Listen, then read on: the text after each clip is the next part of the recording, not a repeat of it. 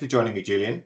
Can you please let people know what you do and how long you've been working in the education sector for, please? Yes, morning, James. So I'm Director of Estates at the London School of Economics and Political Science. I first joined the education sector on the 1st of January 1988 when I went to Queen Mary University of London as an assistant project manager. I stayed there for 17 years, becoming project director. And then moved across to the LSE in 2005 and became Director of Estates in 2010. So I think in total that's around about 36 years in higher education. So yeah, not a bad innings. And we'll come on some of the fantastic projects you delivered in that time shortly. But I'll jump in with the first question that has been left by Alex Green from Let's Go Zero. Alex asks, how can schools and universities work closer together on that transition of students as they go along their journey of education? How can schools give you better students who are more climate aware, who are more aware about net zero in what they do and what their university should do? What are the things we could do better in schools that would make your job easier from a net zero perspective? Right, so lot to unpack there.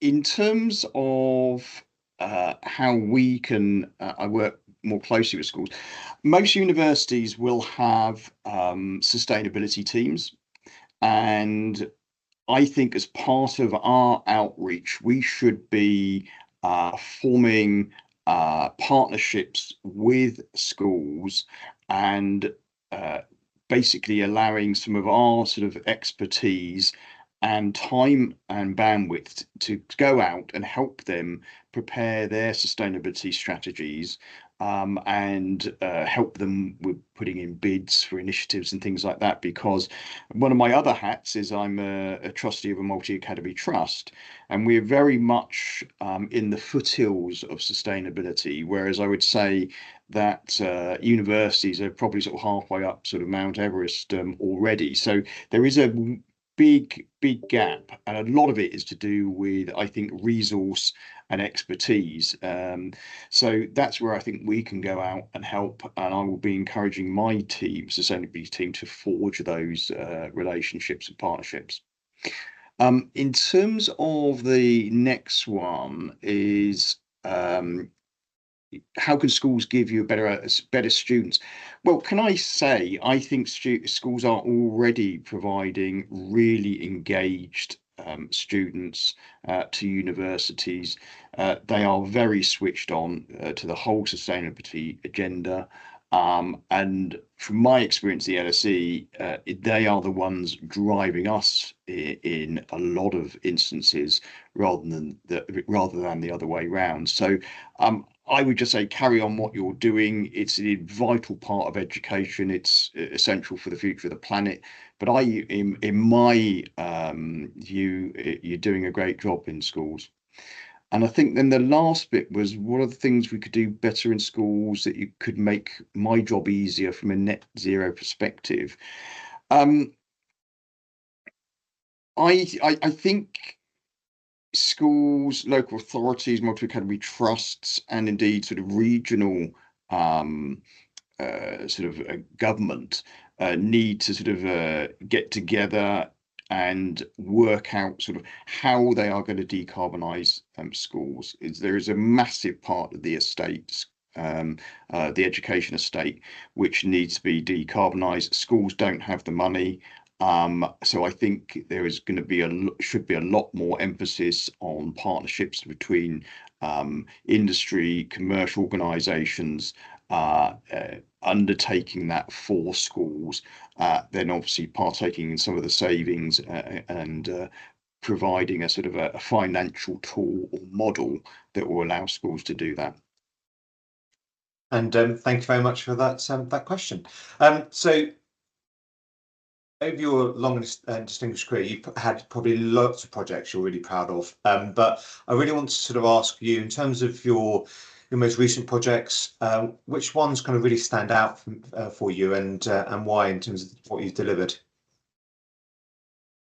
Yeah, as you can imagine, that is a very difficult question for me. I've loved always the project I'm on, the most recent one. But if I look back, I would say that the first one was something we called the new academic building we did with Grimshaw. That was my first project at the LSE, and that was a very challenging but very successful project, both in terms of quality, it was completed on time and on budget, and gave the LSE the confidence to then embark on its most ambitious ever capital development program. So that obviously is important to me. We then, on the back of that, did the Salisbury Hock Student Centre with O'Donnell Toomey. That was RIBA London Building of the Year in 2014. Shortlisted for the Sterling, shortlisted for the Mies van der Rohe. So an amazing project to work on. Then go on to the centre building with Roger Stirk Harbour and Partners, transformational for the school. And then the final project that is completed is the Grafton building on Lincoln's Inn Fields, which is again an amazing building. So I'm not going to pick between all those because they all have special memories and special moments in my career, but have all been amazingly successful and have made the LSE campus what it is today. No, thank you. And also, I just wanted to touch on, I guess, your role within the University Design Forum, previously HEDQF, and sort of the value of good design. So, from sort of your perspective and thoughts, what does the University Design Forum sort of do and bring to the sector, and why is it important for people to join and to attend your events and also come to ours and others? Yeah, well, we've had a very sort of, I think, long and fruitful relationship with Education Estates.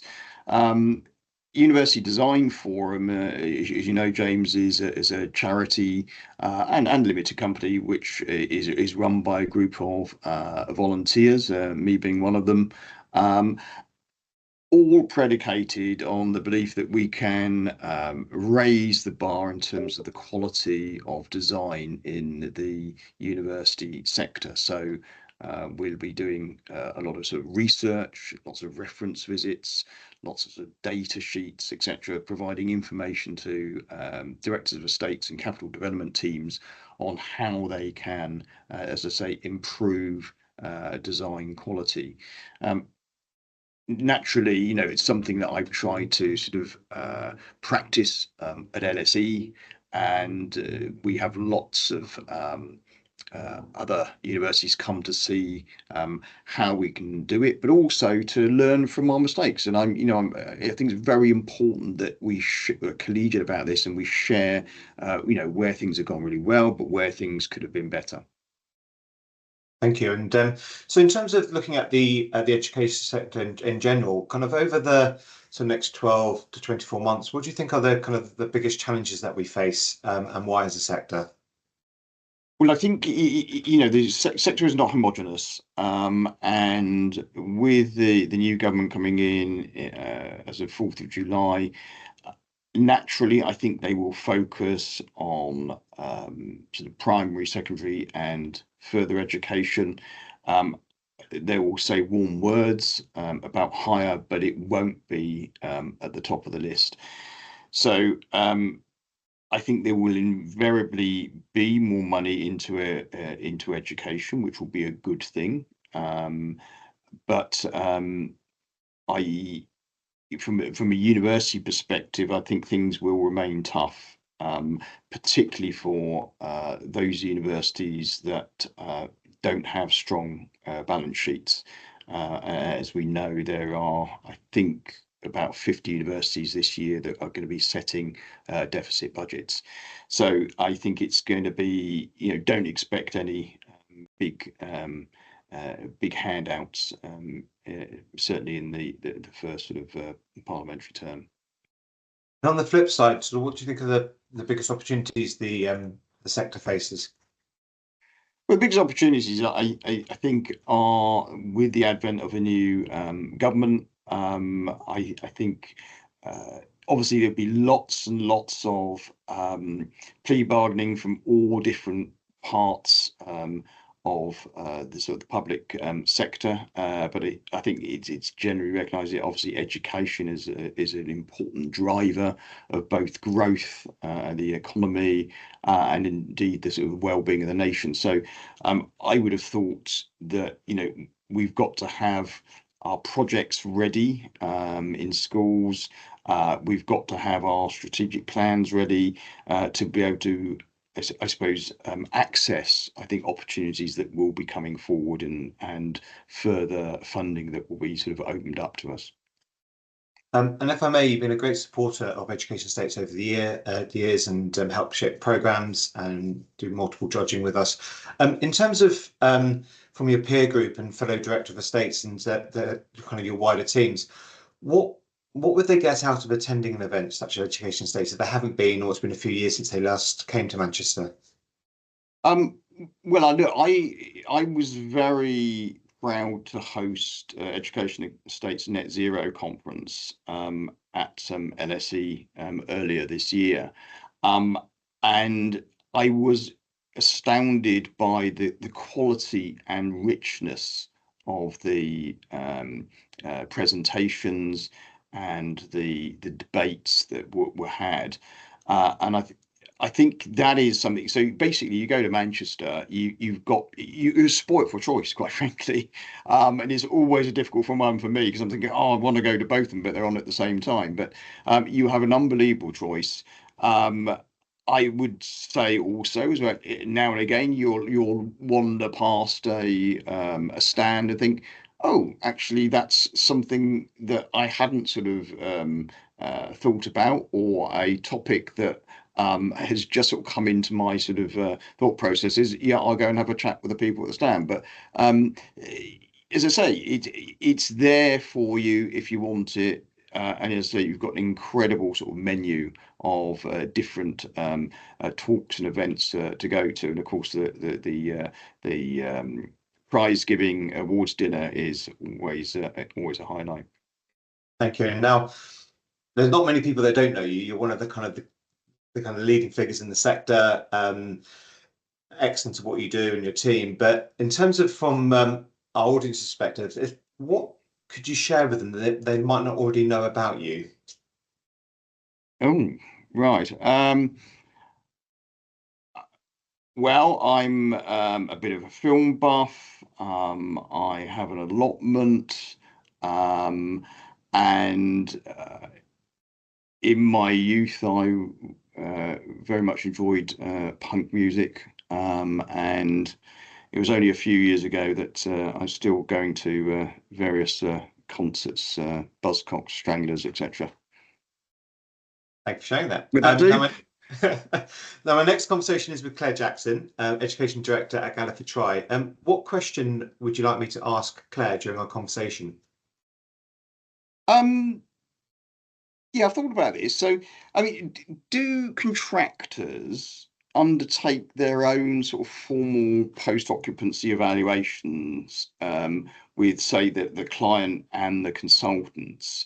It's normally something that I do, and I commission a sort of an outside party to do a POE. But I actually think it'd be really good if contractors did that. And I'm not, no contractors ever come to me and say, we'd like to do post-occupancy evaluation. So that would be my question. I shall put that to Claire. Julian, thank you very much for your time, and I look forward to seeing yourself and the team in Manchester in October. Yeah, indeed. See you in Manchester, and a pleasure talking to you as always, James.